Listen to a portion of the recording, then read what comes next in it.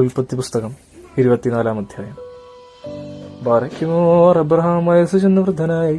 യഹോവ അബ്രഹാമിനെ സകലത്തിലും അനുഗ്രഹിച്ചിരുന്നു. തന്റെ വീട്ടിൽ മൂപ്പനും തനിക്കുള്ളതൊക്കെയും വിചാരകനുമായ ദാസനോട് അബ്രഹാം പറഞ്ഞത്, നിന്റെ കൈ എന്റെ തുടയിൻ കീഴിൽ വയ്ക്കുക. ചുറ്റും പാർക്കുന്ന കനാന്യയുടെ കന്യകമാരിൽ നിന്ന് എന്റെ മകന് ഭാര്യ എടുക്കാതെ എന്റെ ദേശത്തും എന്റെ ചാർച്ചക്കാരുടെ അടുക്കലും ചെന്ന് എന്റെ മകനായ ഇസ്ഹാക്കിന് ഭാര്യ എടുക്കുമെന്ന് സ്വർഗത്തിനും ഭൂമിക്കും ദൈവമായ യഹോവയുടെ നാമത്തിൽ ഞാൻ നിന്നെ കൊണ്ട് സത്യം ചെയ്യിക്കും. ദാസൻ അവനോട്, പക്ഷേ സ്ത്രീക്ക് എന്നോടുകൂടി ദേശത്ത് വരുവാൻ മനസ്സില്ലെങ്കിലോ നീ വിട്ടുപോന്ന ദേശത്തേക്ക് ഞാൻ നിന്റെ മകനെ മടക്കി കൊണ്ടുപോകണമോ എന്ന് ചോദിച്ചു. അബ്രഹാം അവനോട് പറഞ്ഞത്, എന്റെ മകനെ എവിടേക്ക് മടക്കി കൊണ്ടുപോകാതിരിപ്പാൻ സൂക്ഷിച്ചുകൊള്ളുക. എന്റെ പിതൃഭവനത്തിലും ജന്മദേശത്തിലും എന്നെ കൊണ്ടുവന്നവനും എന്നോട് അരുളി ചെയ്തവനും നിന്റെ സന്തതിക്ക് ഞാൻ ഈ ദേശം കൊടുക്കുമെന്ന് എന്നോട് സ്ഥിരം ചെയ്തവനുമായി സ്വർഗത്തിന്റെ ദൈവമായ യഹോവ എന്റെ മകനെ നീ ഒരു ഭാര്യയെ അവിടെ നിന്ന് കൊണ്ടുവരാൻ തക്കവണ്ണം നിനക്ക് മുമ്പായി തന്റെ ദൂതനെ അയക്കും. എന്നാൽ സ്ത്രീക്ക് നിന്നോടുകൂടെ വരാൻ മനസ്സില്ലെങ്കിൽ നീ സത്യത്തിൽ നിന്നൊഴിഞ്ഞിരിക്കും. എന്റെ മകനെ എവിടേക്ക് മടക്കിക്കൊണ്ടുപോകുക മാത്രം അരുത്. അപ്പോൾ ദാസ് തന്റെ യജമാനായ അബ്രഹാമിന്റെ തുടയിൻ കീഴിൽ കൈവച്ച് അങ്ങനെ അവനോട് സത്യം ചെയ്തു. അനന്തരം ആ ദാസ് തന്റെ യജമാനൊട്ടകങ്ങളിൽ 10 ഒട്ടകങ്ങളെയും യജമാനുള്ള വിധമായ വിശേഷ വസ്തുക്കളെയും കൊണ്ട് പുറപ്പെട്ട് മെസൊപ്പൊത്താമിയിൽ നഹോരിന്റെ പട്ടണത്തിൽ ചെന്നു. വൈകുന്നേരം സ്ത്രീകൾ വെള്ളം കോരുവാൻ വരുന്ന സമയത്ത് അവൻ ഒട്ടകങ്ങളെ പട്ടണത്തിന് പുറത്തൊരു കിണറ്റിനരികെ നിർത്തി പറഞ്ഞെന്തെന്നാൽ, എന്റെ യജമാനായ അബ്രഹാമിന്റെ ദൈവമായ യഹോവേ, എന്റെ യജമാനായ അബ്രഹാമിനോട് കൃപ ചെയ്തതുപോലെ ഇന്ന് തന്നെ കാര്യം സാധിപ്പിച്ചു തരയണമേ. ഇതാ ഞാൻ കിണറ്റിനരികെ നിൽക്കുന്നു. ഈ പട്ടണക്കാരുടെ കന്യകമാർ വെള്ളം കോരുവാൻ വരുന്നു. നിന്റെ പാത്രം ഇറക്കി എനിക്ക് കുടിപ്പാൻ തരയണമെന്ന് ഞാൻ പറയുമ്പോൾ കുടിക്കാതിന്റെ ഒട്ടകങ്ങൾക്കും കുടിപ്പാൻ കൊടുക്കാമെന്ന് പറയുന്നൊരു സ്ത്രീ തന്നെ നീ നിന്റെ ദാസനായ ഇസ്ഹാക്കിന് നിയമിച്ചവളായിരിക്കട്ടെ. നീ എന്റെ യജമാനോട് കൃപ ചെയ്തു എന്ന് അതിനാൽ ഞാൻ ഗ്രഹിക്കും.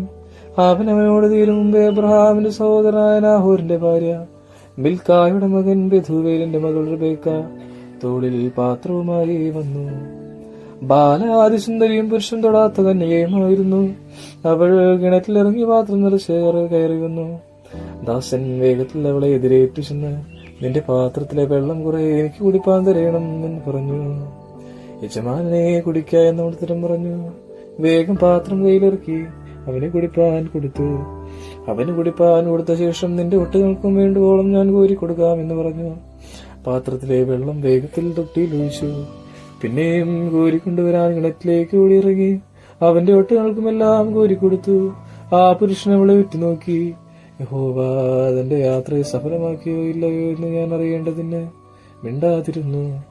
ഒട്ടകങ്ങൾ കുടിച്ചു തീർന്നപ്പോൾ അവൻ 1/2 ശേക്കൽ തൂക്കമുള്ള ഒരു പെൺമുക്കുത്തിയും അവളുടെ കയ്യിൽ കൈക്കിടുവാൻ 10 ശേക്കൽ തൂക്കമുള്ള 2 പൊൻവളയും എടുത്തവളോട്, നീ ആരുടെ മകൾ? പറക, നീ നിന്റെ അപ്പന്റെ വീട്ടിൽ ഞങ്ങൾക്ക് രാപ്പാർക്കാൻ സ്ഥലമുണ്ടോ എന്ന് ചോദിച്ചു.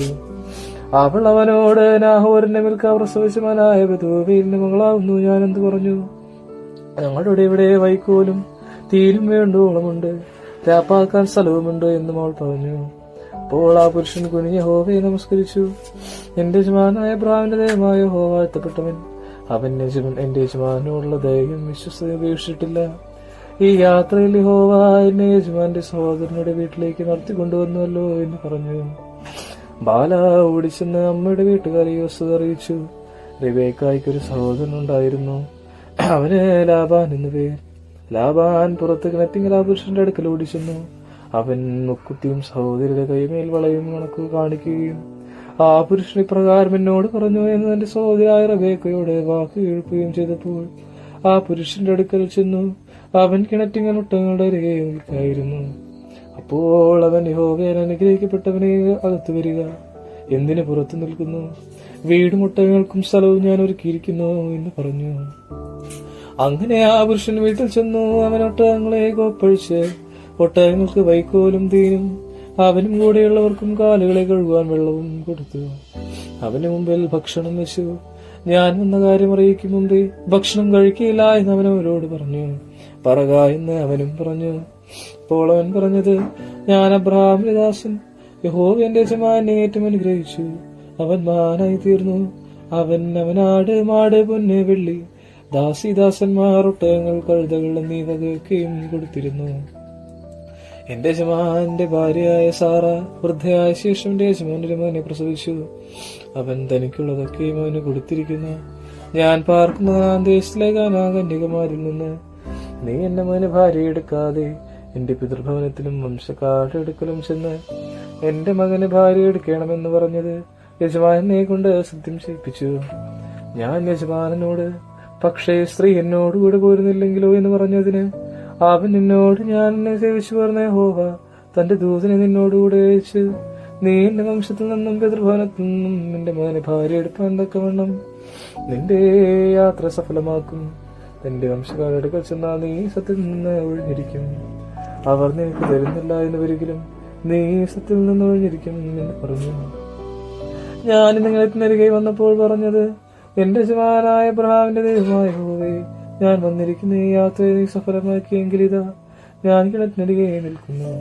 വെള്ളം കോരുവാൻ ഒരു കന്യക വരികയും ഞാൻ അവളോട് നിന്റെ പാത്രത്തിലെ വെള്ളം കുറെ എനിക്ക് കൊടുപ്പാൻ തരിക എന്ന് പറയുമ്പോൾ അവൾ എന്നോട്, കുടിക്കാം, ഞാൻ നിന്റെ ഒട്ടകങ്ങൾക്കും കോരി കൊടുക്കാമെന്ന് പറയുകയും ചെയ്താൽ അവൾ തന്നെ യഹോവ എന്റെ യജമാനന്റെ മകൻ നിനക്ക് നിയമിച്ച സ്ത്രീയായിരിക്കട്ടെ.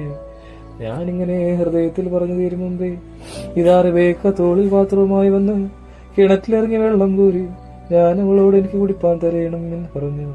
അവൾ വേഗം തോളിൽ നിന്ന് പാത്രം ഇറക്കി, കുടിക്കാൻ, ഞാൻ നിന്റെ ഒട്ടകങ്ങൾക്കും കുടിപ്പാൻ കൊടുക്കാം എന്ന് പറഞ്ഞു.